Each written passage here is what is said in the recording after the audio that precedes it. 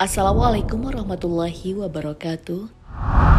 Sahabat beriman, anjing selain menjadi hewan yang dianggap hina, juga sering menjadi kata umpatan kepada seseorang atau hal yang kita benci. Meski begitu, banyak juga yang tetap memelihara anjing karena kecerdasan mereka, entah dijadikan teman main atau bahkan anjing pelacak. Seperti apa proses penciptaan anjing dan kenapa bisa diharamkan meski memiliki banyak kelebihan? Tonton video ini hingga akhir agar tidak sesat.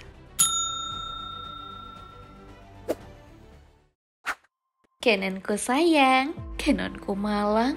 Tidak, kita tidak sedang membahas merek sebuah kamera. Tapi yang akan kami hadirkan nanti adalah kisah seekor hewan bernama Canon yang harus menderita diduga karena disiksa oleh pihak sebuah tempat wisata di Aceh Singkil. Kematian Canon adalah duka bagi semua pemilik anjing di Indonesia. Sebab hewan yang tak bersalah ini dimasukkan dalam sebuah keranjang, dibawa pergi ke daratan, hingga akhirnya kehabisan nafas lalu mati. Banyak yang beranggapan jika ditahannya Canon karena di daerah tersebut akan difokuskan kepada pariwisata halal. Label wisata halal sudah pasti mengusung sebuah gerakan yang menghindarkan segala aspek-aspek non-halal di lingkungan tersebut. Konsepnya adalah dengan menghadirkan nuansa keislaman, seperti menyediakan alkohol dan aspek-aspek non-halal lainnya seperti anjing. Mungkin kita sudah hafal bagaimana Islam tidak memperkenankan umatnya untuk memelihara anjing, kecuali dengan syarat tertentu. Bagaimana sabda Rasulullah SAW? Barang siapa yang memelihara anjing, kecuali anjing untuk menjaga ternak, berburu, dan bercocok tanam, maka pahalanya akan berkurang setiap 1 hari sebanyak 1 kirat. Hadis riwayat Muslim dan Abu Daud. Jadi, bisa dipastikan kehadiran anjing di wilayah pariwisata halal adalah sebuah gangguan. Meski belum pasti penyebab dan motif kematian Canon, namun beberapa warga menduganya seperti itu. Canon tak sendiri. Beberapa hewan lain sering bernasib sama dengan Canon. Bahkan, bagi para penjaga anjing pun, jika mereka muslim, pasti akan mendapatkan sorotan yang tak kalah intensnya. Kisah wanita bercadar di Kabupaten Bogor contohnya, wanita bernama Hesti Sutrisno ini pernah viral karena gerakannya yang menampung puluhan anjing terlantar. Namun lagi-lagi, tindakannya itu dianggap tidak layak, apalagi dirinya seorang muslimah dan mengenakan cadar. Bercadar kok pelihara anjing, najis. Komentar bernada sini selalu ia dapatkan. Hanya saja, nyinyiran itu tak terlalu dipedulikan oleh Hesti. Baginya, yang terpenting adalah kelangsungan hidup anjing-anjing yang ia adopsi.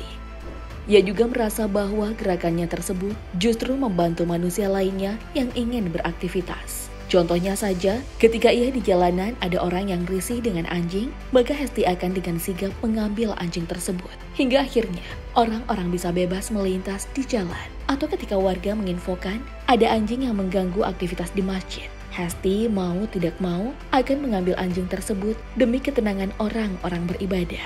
Terkait najisnya hewan tersebut, Hesti menganggap jika Allah Subhanahu wa Ta'ala lah yang lebih pantas menilai apa yang dilakukan dan ibadah-ibadahnya selama ini. Dalam podcast berjudul Lisan Manusia Lebih Bahaya Dibanding Najis Liur Anjing, bersama Habib Jafar, ia juga selalu memohon petunjuk Allah Subhanahu wa Ta'ala sebelum memungut anjing-anjing tersebut. Tapi memangnya, seperti apa penciptaan anjing sehingga ia bisa dianggap sangat najis?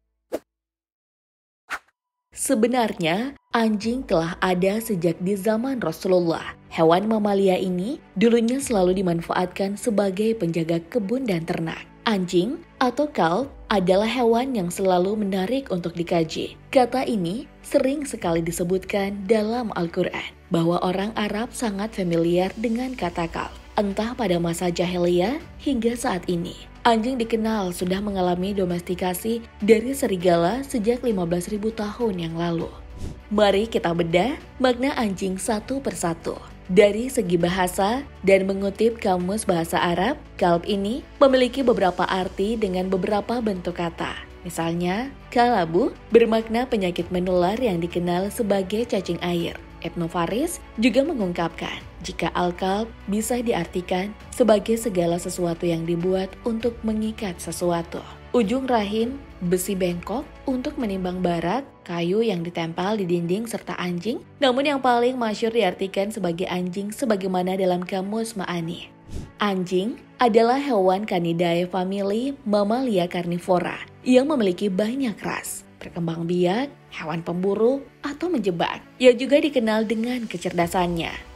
Dulunya, anjing hidup sebagai hewan yang biasa-biasa saja dan tak pernah dipermasalahkan. Namun suatu waktu, Rasulullah ditanya tentang hewan-hewan apa saja yang halal. Allah pun menjawab, "Bilang ke mereka Muhammad, yang halal itu perkara yang suci, baik atau hasil perburuan yang telah dilatih, atau hasil perburuan dari hewan yang terlatih, di mana hewan ini sudah sepandai anjing."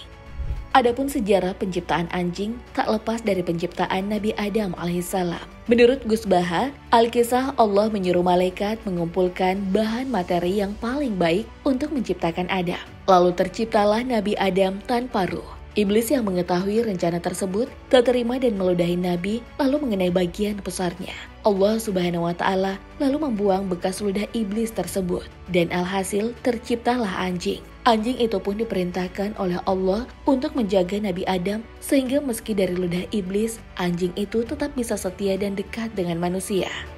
Menurut Gus Baha, anjing tidak pernah najis dalam semua periode Islam. Anjing bahkan mendapat pujian dalam kisah Ashabul Kahfi karena menemani 7 pemuda yang taat dalam sebuah goa. Namun pada saat periode Syafi'iyah, banyak yang menganggap anjing najis dan alhasil hewan ini mulai dihindari. Lalu bagaimana asal mula anjing dianggap haram? Dalam surah Al-A'raf ayat 176 dijelaskan, "Dan sekiranya kami menghendaki, niscaya kami tinggikan derajatnya dengan ayat-ayat itu. Tetapi dia cenderung kepada dunia dan mengikuti keinginannya. Maka perumpamaannya seperti anjing. Jika kamu menghalaunya, dijulurkan lidahnya. Dan jika kamu membiarkannya, dia menjulurkan lidahnya. Demikianlah perumpamaan orang-orang yang mendustakan ayat-ayat kami. Maka ceritakanlah kisah-kisah itu agar mereka berpikir." Dalam kitab Majmu' Al-Bayan karya Al-Quraibi, segala sesuatu yang menjulurkan lidahnya di segala kondisi, baik itu kondisi sekarat, bahagia, haus, lapar, sakit, tenang, dan sebagainya, dianggap telah mendustai ayat-ayatnya. Begitulah anjing diumpamakan dengan mereka yang memiliki reaksi yang sama dengan menjulurkan lidah dalam kondisi apapun. Hasan Mustafawi juga menilai jika anjing memiliki sifat ketergantungan kepada dunia dan hanya mencari kesenangan saja. Anjing tak pernah lelah mencari dunia, bahkan selalu menjulurkan lidahnya. Dan karena itu pula, juluran lidah tersebut dianggap bisa menjadi sumber bakteri patogen serta sebagai sumber penyakit. Tak heran jika muslim diwajibkan membilasnya sebanyak 7 kali dengan tanah serta air. Namun meski digambarkan sebagai sumber penyakit, namun anjing juga memiliki banyak kelebihan yang tak dimiliki oleh hewan lain.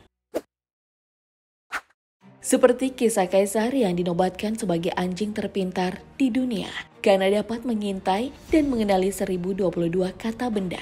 Bahkan beberapa peneliti seperti Outpost Lauren University dari Hungaria merekam bagaimana otak anjing bereaksi jika pelatihnya mengatakan berbagai macam kombinasi kata serta nada. Hasilnya, anjing sangat mudah menangkap ilmu dari pelatihnya tersebut. Bahkan yang lebih menakjubkan, karena proses bahasa itu sangat mirip dengan proses informasi bahasa pada manusia. Jadi tak heran jika banyak adegan-adegan lucu yang sering kita saksikan di sosial media tentang anjing. Entah ketika tuannya menyuruhkannya untuk melakukan sesuatu gerakan, atau saat tuannya mengatakan kata-kata favorit anjing tersebut. Dan kemudian, si anjing beraksi dengan sangat gemas, seolah-olah sedang diajak ngobrol oleh tuannya. Selain bisa mengenali kata-kata dengan baik, penelitian dari Universitas Padua Italia juga mengungkapkan jika anjing bisa mengenali para pemiliknya dengan sangat akurat. Indera penciuman anjing pun dikenal baik. Sahabat beriman, apakah kamu juga memelihara anjing? Allahu a'lam bishawab. Wassalamualaikum warahmatullahi wabarakatuh.